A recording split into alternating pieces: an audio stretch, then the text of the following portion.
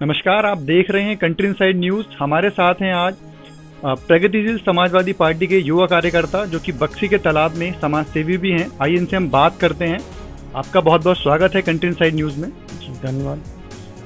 आपसे हम पूछना चाहेंगे कि अभी यूपी में 2022 में विधानसभा चुनाव होने वाले हैं। उसके लिए तमाम पार्टियां यूपी में नई पार्टियां आ रही हैं। साथ ही समाजवादी पार्टी को हराने के लिए, जिताने के लिए बहुत सारे दल लगे हुए हैं। अगर हम बात करें, आप हैं युवा कार्यकर्ता प्रगतिशील समाजवादी पार्टी के, तो क्या आपको लगता है विलय होगा समाजवादी पार्टी के साथ? इस बारे में हमारे राष्ट्रीय नेता श्री शिवपाल सिंह यादव जी इस पर निर्णय लेंगे कि विलय होगा कि गठबंधन होगा, किस तरीके से होगा, लेकिन उनकी पहली प्राथमिकता समाजवादी पार्टी जी। और इस बारे में जो निर्णय लेंगे वो हमारे राष्ट्रीय नेता लेंगे। तो जो भी हमारे राष्ट्रीय अध्यक्ष जी का आदेश होगा, उनका निर्णय जो भी होगा, वो हम जितने भी कार्यकर्ता हैं, युवा कार्यकर्ता हैं, जितने भी पार्टी के हैं, हम जैसे लोग, वो सब लोग मिलकर उसी पे काम करेंगे और उनको 2022 में बिना उनके जी किसी भी दल की सरकार नहीं बनेगी। हमारी पार्टी प्रगतिशील समाजवादी पार्टी लोहिया जी, जो कि अभी कुछ ही दिनों में अभी बनी है और हम लोग इतनी जल्दी 75 जिलों में हमारा संगठन बिल्कुल तैयार हो चुका है। और हमारे जितनी जानकारी हम लोग है कि आज की इस दौर में लगभग हर सीट पे हमारे कैंडिडेट भी तय हो रहे हैं। तो उस हिसाब से आगे क्या होगा कि गठबंधन होगा कि विलय होगा, इस पे जो भी निर्णय लेंगे वो हमारे राष्ट्रीय अध्यक्ष श्री शिवपाल सिंह यादव जी लेंगे। तो जो आपने अभी बात बोली कि शिवपाल यादव जी ने भी यही बयान दिया था कुछ दिन पहले कि 2022 का चुनाव प्रगतिशील समाजवादी पार्टी के बिना नहीं हो सकता है। तो आपको लगता है कि यदि विलय होता है या गठबंधन होता है समाजवादी पार्टी के साथ, तो लाभ होगा पार्टी को या हानि होगा, अगर शिवपाल यादव जी की बात हम करें उनके लिए? जी बिल्कुल, अगर बिना शिवपाल जी के तो सरकार बननी नहीं, ये बिल्कुल तय है। क्योंकि जो भूमिका, देखिए, हमारे जो राष्ट्रीय नेता हैं आदरणीय शिवपाल सिंह यादव, वो बहुत ही जमीनी नेता है। वो हम जैसे छोटे से छोटे कार्यकर्ता को भी बहुत बड़ी तहजीब देते हैं जी। तो उनका जो भी इस पिछले, जैसे कई पार्टियां कहती हैं कि कोरोना काल में किसी ने कुछ नहीं किया, लेकिन कोरोना काल में हमारे राष्ट्रीय नेता ने कई लोगों को फोन के जरिए और अपने खुद के, जो उनकी बेटी अनुभा दीदी का जो हॉस्पिटल है टेंडर फॉर्म, उसमें भी कई लोगों को जो है व्यवस्था कराई, कई लोगों की जानें बचाई। अब उसमें जो है कुछ विपक्ष पार्टियां कहती हैं कि विपक्ष कहीं पे था ही नहीं।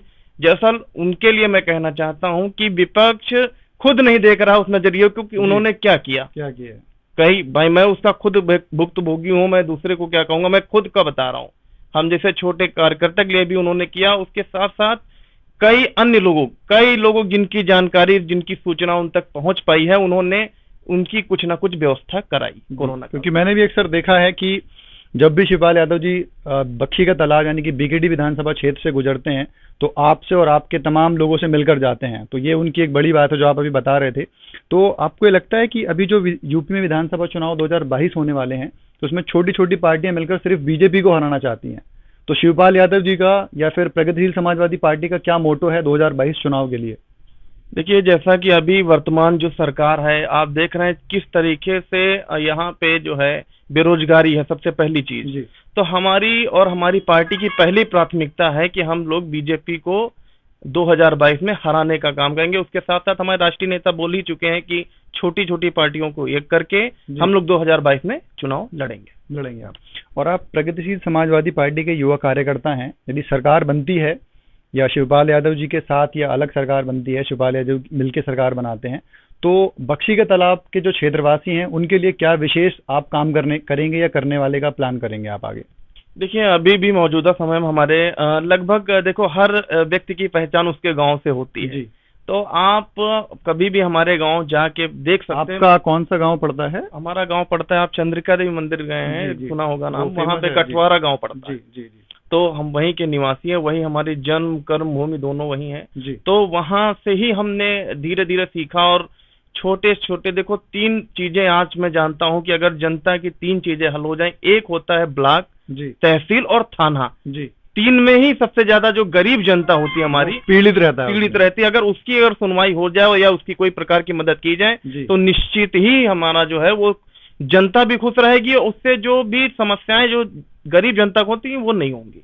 ये हर कार्यकर्ता को मेरे हिसाब से सोचना चाहिए, वो चाहे विपक्ष का क्यों तो हो। आप भी यही सोच रहे हैं आगे कि सरकार बनने के बाद क्षेत्रवासियों का विकास करेंगे और ये 3 मुद्दे जो आपने बताए हैं सबसे पहले हल करवाएंगे आप? जी तो बिल्कुल। ये जनता से आप वादे कर रहे हैं अभी? जी बिल्कुल, इसमें तो कोई दो राय नहीं कि जितना ज्यादा से ज्यादा विकास जी हमारे बख्शी तालाब क्षेत्र में और उसके अलावा भी जितना भी विकास अन्य जगह पे या जितने लोगों को हो पाएगा वो होगा, और अभी भी वो जारी है, अभी भी मैं कर रहा हूँ उस चीज को, चाहे वो हमारे राष्ट्रीय अध्यक्ष जी हो या हमारा कोई भी कार्यकर्ता हो पार्टी का, छोटे छोटा, बाकी बड़े कार्यकर्ता तो हमारे सक्रिय हैं।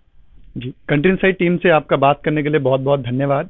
तो ये थे हमारे साथ युवा कार्यकर्ता प्रगतिशील समाजवादी पार्टी के, जिन्होंने बताया कि सरकार बनने के साथ साथ, सरकार बनने के पहले भी ये क्षेत्रवासियों का विकास कर रहे हैं। बख्शी के तला विधानसभा से हैं ये, और सरकार बनने के बाद भी ये क्षेत्रवासियों का विकास करेंगे और 3 मुद्दे जो उन्होंने बताए हैं उन पर भी बहुत जल्दी काम करना शुरू कर देंगे। आप देखते रहिए कंट्री इनसाइट न्यूज, फिर हाजिर होंगे। नमस्कार।